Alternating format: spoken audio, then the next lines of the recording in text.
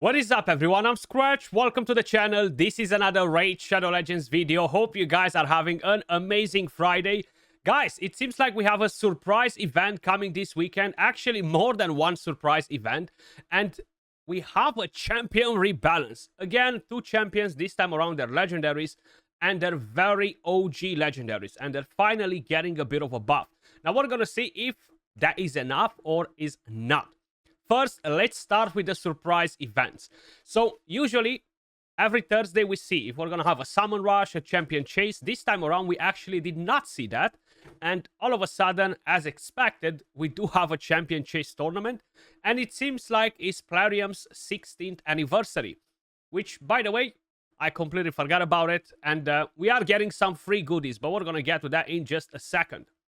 These are the rewards for the champion chase, guys. You can actually earn Plarium points if you are doing a top 10, if you're wailing out on the 2x sacreds, plus on the new event that's coming in as a surprise. The rewards are pretty standard as usual for a champion chase that doesn't really have anything else connected to it. Then let's quickly talk about the rewards, then we're gonna go over the other things. So make sure you guys log in the game today, because you have the 16th anniversary freebies. A sacred shard, a primal shard, 200 energy, 100 multi-battles, a 5-star chicken, some brews, and some silver. Pretty good gift, Plarium. Thumbs up. I'm loving it. Considering that we have a 2x on sacreds, and considering that we are going to have a 2x on primal shards this coming weekend, okay? So, this Sunday, June 1st, they're planning to launch a 2x event to summon epic legendaries and mythical champions from primal shards, guys.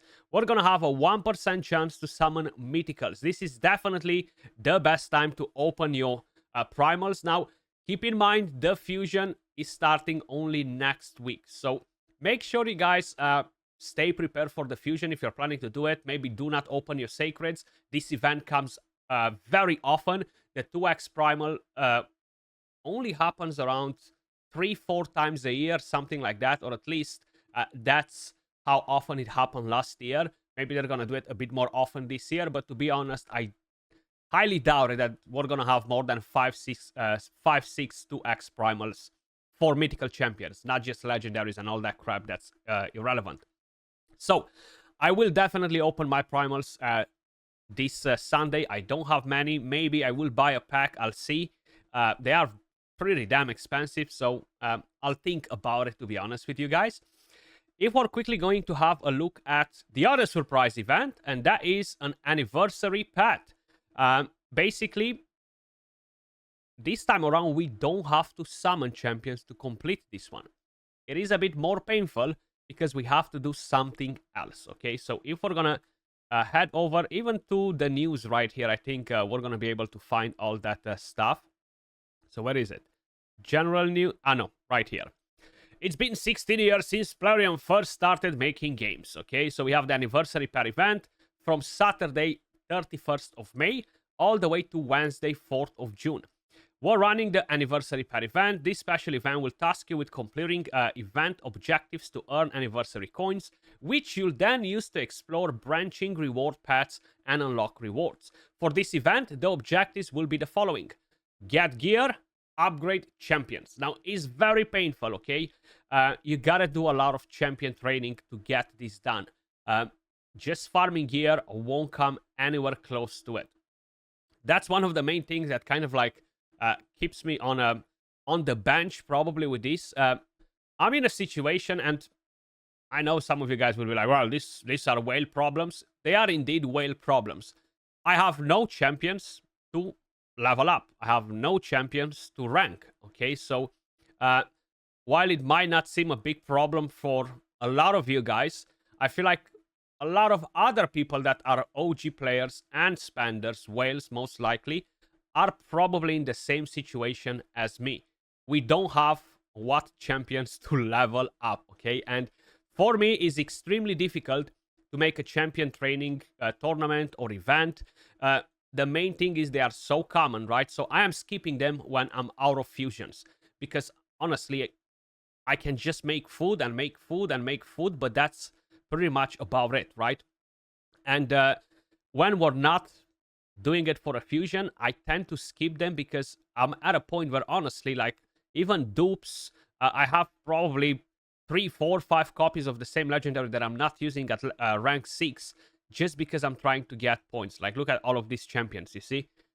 It's not because I want to use them or anything like that. It's just that I have no other champions to level up, right? I don't have a copy of every single epic and rare and all that stuff.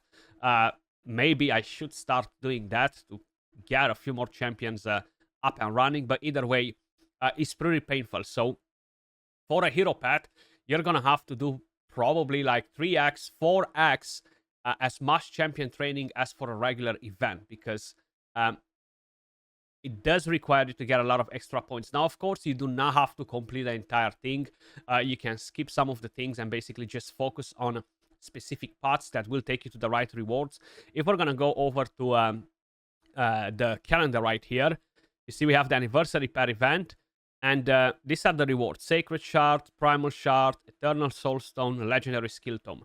Now, there are no mythical skill tomes, which are kind of like, well, Skratch, probably you're gonna have to skip this as well. Like, my main priority at the moment is to get the mythical skill tomes. And unfortunately, it seems like we're not getting any from there. Only from the Champion Chase tournament. So, we'll see. Maybe I get lucky with Primals, but to be honest, I'm not planning to go bananas and open 100 or 200 Primals and stuff like that. Either way, let's quickly talk about the champion rebalance, guys, because as I've mentioned, 2 OG champions are getting a rebalance. One of them being Mountain King. To be honest, he used to be great for a while. In today's meta, he's really, really expired as a champion. Like, there isn't much that he can do to really benefit your account. Yes, you can still throw him in a shield set. He does have one of the highest HP in the game. But can he really help you, right? Like, he does deal good damage, single target. Well, these are the following changes. With the A1, he will fill the turn meter by 10% and fill by an additional 2% for each buff on the target. Which is actually pretty decent-ish, nothing too crazy. With the second skill, and Enchanted Axe, now he will attack an enemy, he will still ignore 50% of the target's defense, but he will grant an extra turn if this attack will kill an enemy.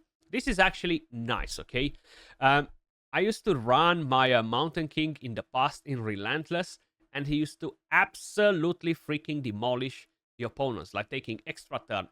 He used to be in my defense, right? Back when I used to play Platinum Arena, like really hardcore, and he used to do great, but the meta changed a lot since, so right now, even with these changes, I really don't think that he's going to be used way more than before, right? With the A3 skill, Regal Force attacks an enemy, will ignore shield, strengthen, unkillable, ally protection, and block damage buffs, and will decrease the cooldown of the A2 by 2 turns if this attack kills an enemy. So, this is nice. I wish they would have added Ignore Stone Skin as well. That would really make him a more valuable champion. As he is right now, yes, he can counter, of course, a champion like Nice, a champion like Siegfried, because they put the block damage up. Good versus Odin, I would assume, when he puts the passive on. So, he's still a bit better, but I don't think he's going to be like, wow, what an amazing buff. Then, with the passive, increases this champion's attack by 50% each time this champion kills an enemy, stacking up to 100%. And this time around, that doesn't reset anymore like it used to do in the past, which is good, and he will be immune to decrease attack and block active skills. That's actually pretty solid, to be immune to block active skills. I think he's going to be better in Faction Wars, to be honest, where he can just one-tap enemies, assuming that he will be able to do that, and stack his attack and just go and bang, bang, bang, bang, take them down. And he will have an increased ally attack in all battles by 25%.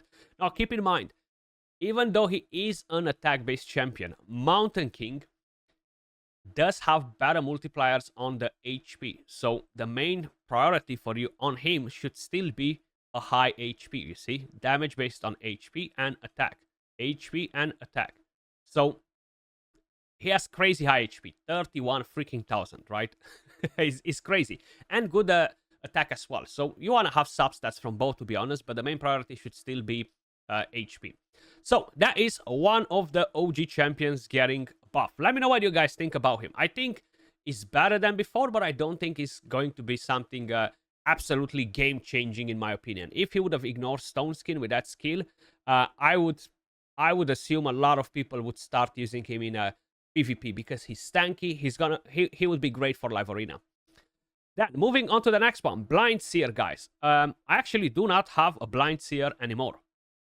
I used to have one. I actually used to have multiple ones. But then I let my buddy Johnny play on my account a long time ago, and he decided to empower the champion. I think she empowers Mitrala, if I remember it correctly. So he fed my Blind Seer. Either way, let me just quickly show you what the buff looks like. And to be honest, it's still not that great.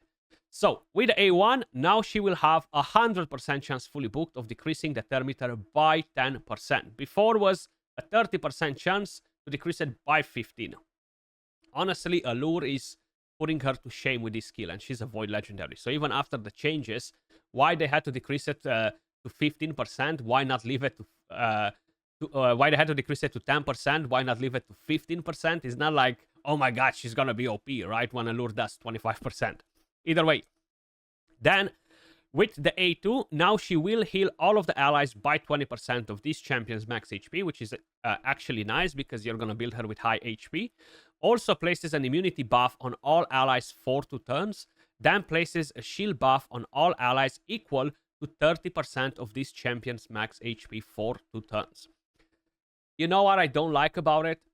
She doesn't have a cleanse, okay? Where is the cleanse? We need the cleanse. I mean, she's a Void Legendary that should be bringing immunity, a cleanse, and if she brings a shield and healing, there's absolutely no problem. She's still not overpowered like that.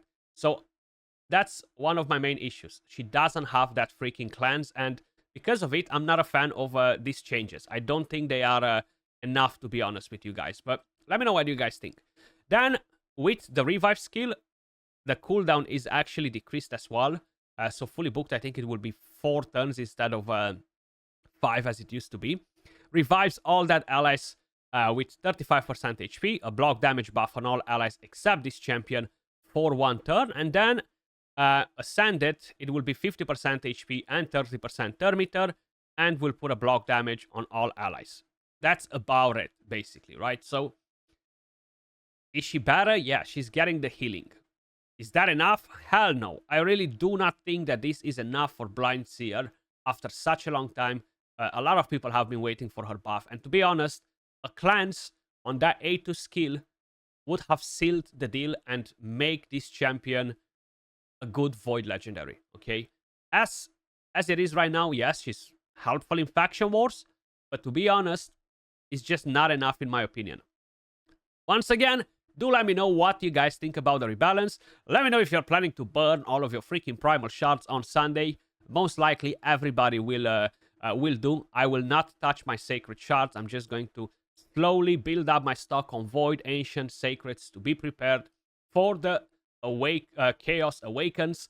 They might do a guaranteed deck of Fate or something. We're going to have all of the events, summoning events that will give us relic materials and all that stuff. So I want to make sure I'm going to be prepared for that and skip these 2 acts that, to be honest, is not really a game changer. Much love. Appreciate all of you guys watching, and I will catch you all in the next one. Peace.